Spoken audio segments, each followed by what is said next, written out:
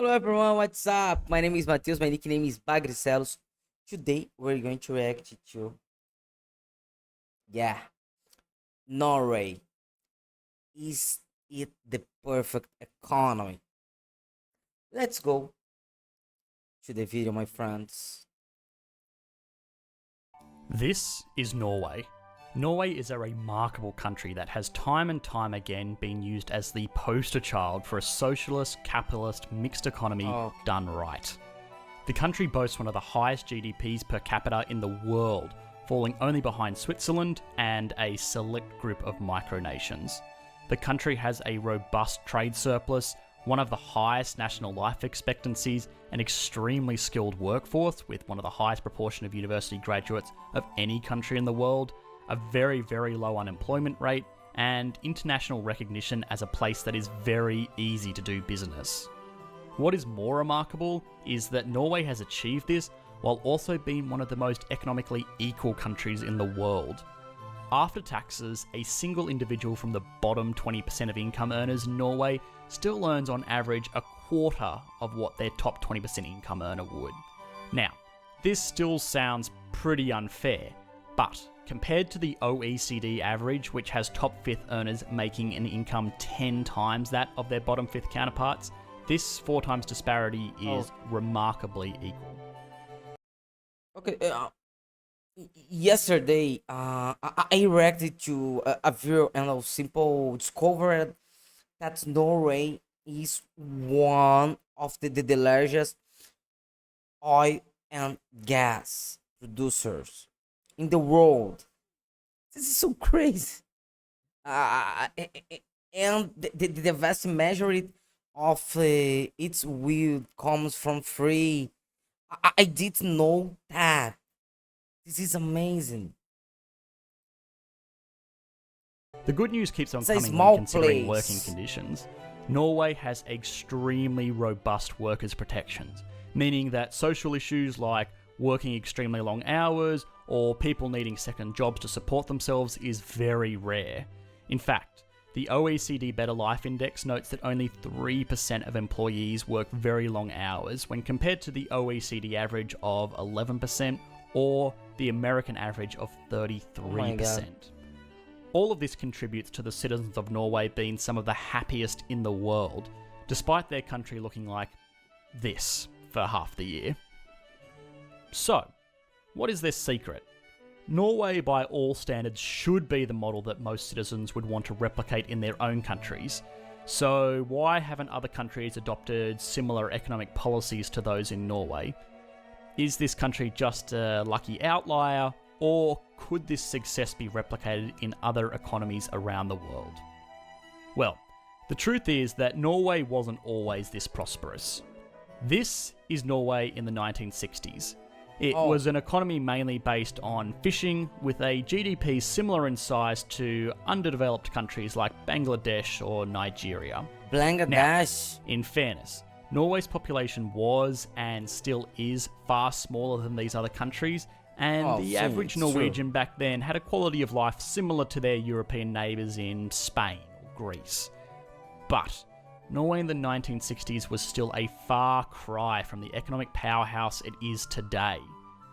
This all started to change though in May of 1963, when the Norwegian government asserted sovereign rights over natural resources in this area of the North Sea. This was basically the government saying that this ocean here, this is ours now. Oh, if we happen to find any oil here, that's ours too. Now, fortunately, Norway was a member of NATO, and so it did not get the freedom treatment that other countries did when they tried out this nationalising business in the 1960s. But 6 years later, in 1969, a ship called the Ocean Viking struck oil in the North Sea, and from that, oil production in the region exploded, because they found a lot of oil. Like a lot. Like 1.6 million barrels a day a lot. Oh my god, this for a meant day. that in the mid-1970s, Norway produced more oil per capita than any other country in the world. And even today, it is only beaten out by Kuwait, the United Arab Emirates, and Saudi Arabia. Now, I know what you are thinking, and no. This is not a story about another country that just got rich off oil and now everybody in the country is living like a freshly signed NFL player. It is actually the opposite. Rather than getting drunk off the oil wealth they had discovered, the Norwegian government was very prudent with the revenue from these finite resources. The oil boom caused Norway's GDP to grow over 5 times in the 1970s, growing from $12 billion to $65 billion in this period. But this newfound wealth was not being generated through private companies like Shell, Exxon or BP, but rather a publicly run and owned company called Statoil. This meant that the profits from oil and natural gas sales were not going to fill the pockets of private shareholders, but rather directly to the government. This made the Norwegian government very, very rich, meaning that if they wanted to, they could have easily gone on a public spending spree building fancy cities and public infrastructure while also reducing taxes, just like many other countries have done in a similar position. This kind of approach would have been very popular amongst citizens because short term it meant less taxes and a boost to quality of life. But they didn't. And today, income and business taxes in Norway are still among some of the highest in the world. Fortunately for Norway, the government had the foresight to realise that oil wealth was not forever, and that the citizens of Norway... Okay, but if you cold, would you live in Norway? Live? I'm live. Absolute. I'm live. And if you watch me and live in Norway, would you move to any other place in the world? Comment, please, comment. Norway would not be satisfied if they had to go back to fishing in a generation's time. So, the government invested the money into a piggy bank. A very large piggy bank called a sovereign wealth fund. In fact, this is the largest sovereign wealth fund in the world, beating out China's State Investment Corporation, which is remarkable considering that China has a population 270 times larger than Norway's. Oh my god. This is a fund that belongs to the people of Norway. The rationale is that this oil and these natural resources were originally the property of the Norwegian people, and so it is they who should receive the revenue from the sale of those resources. This means that every man, woman and child who is a citizen of Norway essentially has around $200,000 invested into what is a giant hedge fund. True. Now, this money is unfortunately not accessible by these citizens to spend on gold-plated Lamborghinis or super yachts. The money itself is actually not even accessible to the Norwegian government. In fact, only the profit generated from these investments is used to fund things like education, which helps to explain the very skilled workforce, a very strong welfare system, public infrastructure, and of course, reinvestment into the fund itself. In 2017, the fund made an incredible $131 billion from its investments. Now, this fund is a very diverse portfolio of stocks, bonds, cash, commodities, but what it does invest in is not nearly as interesting as what it does not invest in.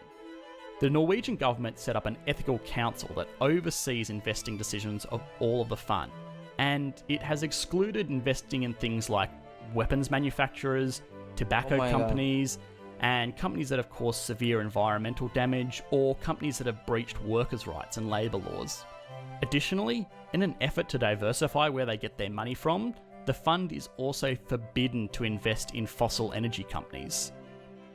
Perhaps most interesting of all is that there is one country on the planet that is expressly forbidden to invest. And you could probably hazard a guess as to what that is. Yeah, that's right. It's good old Norway. This means that all of the investments of this fund are actually in foreign companies, securities and commodities. Now, despite the massive political power that gives Norway to influence foreign companies, it also means that the fund's performance is independent of the Norwegian economy. Now, this fund was a fantastic piece of forethought by the Norwegian government, and practically means that Norway is now the national equivalent of the guy that wins the lottery keeps his day job and invests his money into a stock portfolio. This is so It crazy, bro. certainly is not as cool, and it does not get as much attention as blowing it all on bombastic displays of wealth, but it does mean yellow that lumber they will again. be safe and secure for generations to come. To finish it up, it is only fair to look at some of the economic issues that are present in Norway. First and foremost is that it still has an incredibly high cost of living compared to wages. Given the very high taxes, the average Norwegian worker is bringing home about $3,200 a month. Now, this is far higher than the US average of $2,730 per month, but it does not go nearly as far because Norway is an expensive place. A mid-range restaurant meal in America tends to run about $50 for two people without drinks. In Norway, expect to be paying about $92. Oh my god, A monthly 92. utility bill for US gas, electricity, water and garbage is expected to be about $130. That same bill in Norway is $176. A new, very basic family car, such as a base model Volkswagen Golf, can easily be had in America for around $20,000. In Norway, that same car would cost you $36,473, Oh my god. which is particularly ironic given the proximity to where these cars are actually manufactured. Now, the citizens of Norway do almost universally agree, though, that they are happy to put up with these high taxes and this incredibly high cost of living for everyday items because in return, they do not have to worry about serious economic hardship. Nobody in Norway is going to go bankrupt because of a medical situation. Nobody has to worry about taking on crippling debt to get an education, and they do not have the fear of being homeless if they lose their jobs. So, is Norway really the perfect economy? A perfect Should place, it be no? what every treasurer hangs a poster of above their bed to look at night? Well, no, not really. To anyone who has watched this channel before, all two of you, you will know that I am a huge fan of planned social democratic economic systems, and Norway is a great example of such a system. They have done everything right with the opportunities that they have been given, but they were still extremely lucky. And expecting that every country can get to where Norway is today just by copying and pasting their current government fiscal policies is foolish. That being said, if you do find yourself in charge of a country that has won the oil lottery or is riding the high of any other economic boom, Norway really should be the framework that you are working off. Okay. Okay. Today, Norway is my greatest reference as a first world country. It is incredible how its people and government were controlled and did not let power go to few hands from the beginning.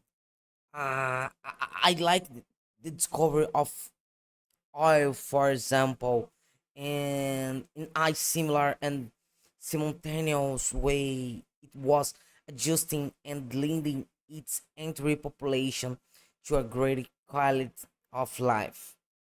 I really want to get to know Norway. It's true to see all of this up close, which I only follow through the videos. This is so amazing. And you, what do you think? Leave your opinion in the comments, subscribe to the channel, like the video, and don't forget, new videos every day. You want BAGRECELOS reacts. Bye bye, see you the next time.